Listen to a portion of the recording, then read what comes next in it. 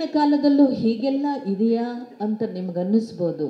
ನೀವು ನಮ್ಮ ನಾಡಿನ ನಮ್ಮ ದೇಶದ ಆಳಕ್ಕೆ ಇಳಿದು ನೋಡಿದಾಗ ಗ್ರಾಮೀಣ ಭಾಗಗಳಲ್ಲಿ ಇಂದಿಗೂ ಸಹ ಇಂತಹ ಒಡಲೊಳಗೆ ತುಂಬಿಕೊಂಡಿರುವ ಬೆಂಕಿ ಅರಳುವಂತಹ ಸ್ಥಿತಿಯಲ್ಲಿ ಪ್ರಯತ್ನಗಳು ಮನುಷ್ಯನ ಬದುಕಿನಲ್ಲಿ ನಡೀತಾನೇ ಇದೆ. ಅದಕ್ಕೆ ಒಂದು ಉದಾಹರಣೆ ಈ ನಮ್ಮ ಲ್ಯಾಂಡ್ ಲಾರ್ಡ್ ಅನ್ನುವಂತಹ ಚಿತ್ರ. ಆ ಚಿತ್ರದ ನಾಯಕಿ ರಚಿತಾ ಎಷ್ಟು ಅದ್ಭುತವಾಗಿ ಮುದ್ದಾಗಿ ಅಭಿನಯ ಮಾಡಿದ್ದಾಳೆ. ರಚಿತಾ ನಿಜವಾಗ್ಲೂ ಖುಷಿ ಆಗತ್ತೆ ಇವ್ರಗಳ ಜೊತೆ ಕೆಲಸ ಮಾಡೋಕ್ಕೆ. ನಮಗೆ ಎಷ್ಟು ಖುಷಿ ಆಗತ್ತೆ ಅಂತ ಹೇಳಿದ್ರೆ ಒಂದು ಒಂದು ಒಂದು ನಮಗೆಲ್ಲ ಒಂದು ರೀತಿಯ ಪ್ರೇರಣೆ. ಯಂಗ್ಸ್ಟರ್ಸ್, ಯುವಕರು, ನೀವು ನಿಮ್ಮ ಪ್ರೇರಣೆ ಇದೆಯಲ್ಲ ನಮಗೆ ಇನ್ನೂ ಚೆನ್ನಾಗಿ ಮಾಡಬೇಕು ಅಂತ ಅನ್ನಿಸ್ತಾ ಇರುತ್ತೆ.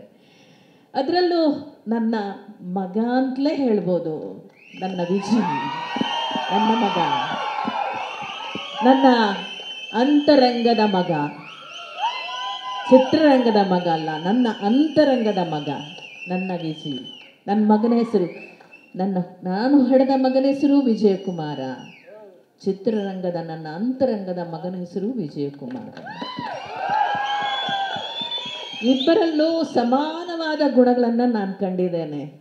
ಅವನು ಮತ್ತು ಇವನು ಬೇರೆಯೇ ಅಲ್ಲ ಅನ್ನುವಷ್ಟು. ಮನೆಗೆ ಹೋದರೆ ಅವನು ನನ್ನನ್ನು ಬೆಚ್ಚನೆಯ ಮಮತೆಯಿಂದ ನಾವು ನೋಡ್ಕೋತಾನೆ. ಚಿತ್ರರಂಗಕ್ಕೆ ಬಂದರೆ ನಾನು ಆ ಸೆಟ್ಟಲ್ಲಿ ವಿಜಯ್ ಜೊತೆ ಕೆಲಸ ಮಾಡ್ತಿದ್ರೆ ಬಹಳ ಬೆಚ್ಚನೆ ವಾತಾವರಣದಲ್ಲಿ ಅಪ್ಪಿಕೊಂಡು ನನ್ನನ್ನು ಕಾಪಾಡ್ತಾನೆ.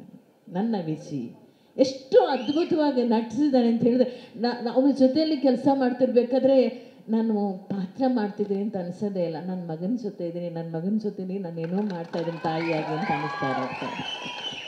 ಈ ಚಿತ್ರದಲ್ಲೂ ಅಷ್ಟೇ, ಲ್ಯಾಂಡ್ ಲಾರ್ಡ್ ಅವನು ಆಗಲಿ, ಈ ಧರೆಯ ದೊರೆಯಾಗಲಿ ನನ್ನ ಮಗ ವಿಜಯಕುಮಾರ.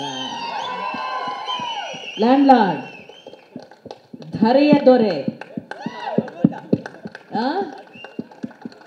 ಅಲ್ವಾ?